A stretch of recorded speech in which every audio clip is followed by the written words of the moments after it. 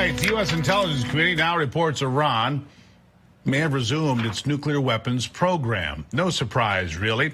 Allegedly, Iran has been increasing the size of its uranium stockpile and has increased its enrichment capacity, development, manufacturing, and operating advanced centrifuges. During just the last year, Iran has modulated its production and inventory of 60% uranium. Iran has said it would just restore JCPOA limits if the United States fulfilled its JCPOA commitments and the IAEA closed its safeguard investigations. Of course, I don't trust anything they say. Join me now to discuss this, Lieutenant Colonel Allen West, of course. Colonel, nice to see you. I'm sorry, I'm such a cynic. I don't believe anything Tehran has to say. Weird, right? No, it's not weird, and you're not Tim Walz, but you're absolutely right. I mean, when you look at Iran, the number one state sponsor of Islamic terrorism, and the reason why they're in the position that they're in is because we took the foot off the pedal. When you had Iran, near bankruptcy as a country, they weren't able to do any enrichment. They weren't able to support the Houthis, Hezbollah, Hamas, Islamic Jihad. But this administration, which is the Biden-Harris administration, has been able to enable them to be in the position that they're in. And so, again, this is what we need to be talking about. Why do we see these terrorist groups? Because this Biden-Harris administration has provided them billions of dollars. They went back into the JCPOA, and so you're giving Iran a pass. And what is the big concern is that Iran working with North Korea, because they may have a nuclear capability capacity, but North Korea will give them the delivery system by which they can do it. And as we sit here today, Colonel, and you heard me talk about, first of all, I don't know who the president of the United States is today. It's allegedly Joe Biden. I don't believe that to be true. I don't believe he's the guy with the levers of power in his hand, because he wouldn't know it if he did. I don't say that to be rude. I say that because it's accurate. We're looking at Hezbollah that just rained in a bunch of rockets on Israel. We've got Israel raising its threat assessment to its maximum now because they believe that a war with Hezbollah/Tehran is basically imminent. Right? Yeah. Here we are. Here is the end result of what Barack Obama did when he made those foolish or intentional deals, whatever your take on it might be. But this is the end result, and that's going to be war between Israel and Hezbollah, which will bring in Lebanon, Tehran, and Iran, and maybe others in a regional conflict. I mean, this is a terrible situation, and we have no leadership here at home. No, you're absolutely right. And go back to the Obama administration. Remember his great quote of leading from behind, and then also the infamous red line in Syria, which was just dusted across. But think about this. The person that we now have is the selected, soon-to-be coronated nominee for president from the Democrat Party.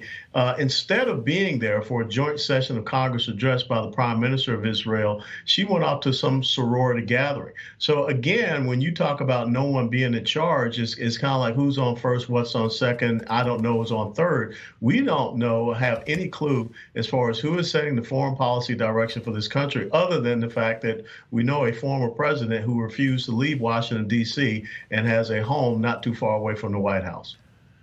And he's still there, and one might argue that the president of the United States today is still Barack Obama. Look, he's pulled the strings on Joe Biden forever.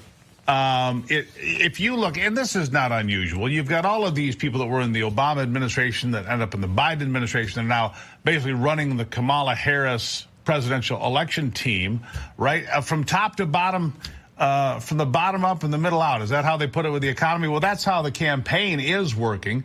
As many bottom feeders as they can find to fill out the whole thing, right? That are all people who have been devotees and people in Barack Obama's circle. That's the way it is, right? No, you're absolutely right. It's that consistency of personnel, and it's also the consistency of the policy. Remember Barack Obama loading up pallets of cash, unmarked cash, and then unmarked airplane flying into Tehran in the middle of the night. And so, again, we continue to see the enrichment of Iran, which leads to an enrichment of their nuclear capability capacity. And you look at someone like a Jake Sullivan or our Secretary of State, Tony Blinken, all of these people are holdovers from the Obama administration. They all have ties back to the Obama administration. So really and truthfully, nothing has changed. You may say that Joe Biden is sitting in the Oval Office and Kamala Harris is there as the vice president, But the people that are behind the curtain, that's where we should show our biggest concern because they are still tied back to the Obama machine.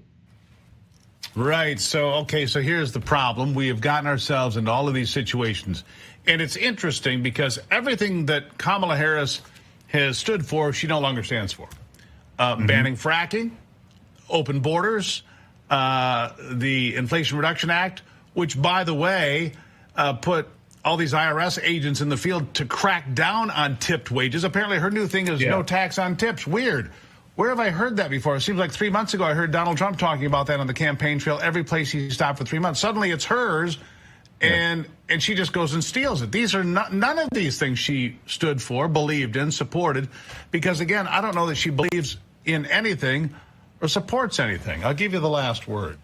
Well, in a campaign, with a political, candidate, it's about two phases, image and message. The left has no message. Their message is always going to fail, and you see that in the results with their policies. So they're just running on image. And then I was looking at someone that was interviewed out in Nevada, and they said that Kamala Harris brings them joy. Joy is not going to make sure that our border is secure. It's not going to lower our inflation. It's not going to get us to be energy independent again, restore our national security and our military. But that's what they're trying to do. They're trying to just create this image, this euphoria, much the same as with Barack Obama. And I just pray that the American people are, not that foolish. And I remember the song by The Who, "We Won't Be Fooled Again." So hopefully that'll play out. Meet the new boss. Same as the old boss, Colonel. You got it. There it is. Nicely played, by the way. Lieutenant Colonel Allen West. God bless. Always appreciate you, sir. Thank you.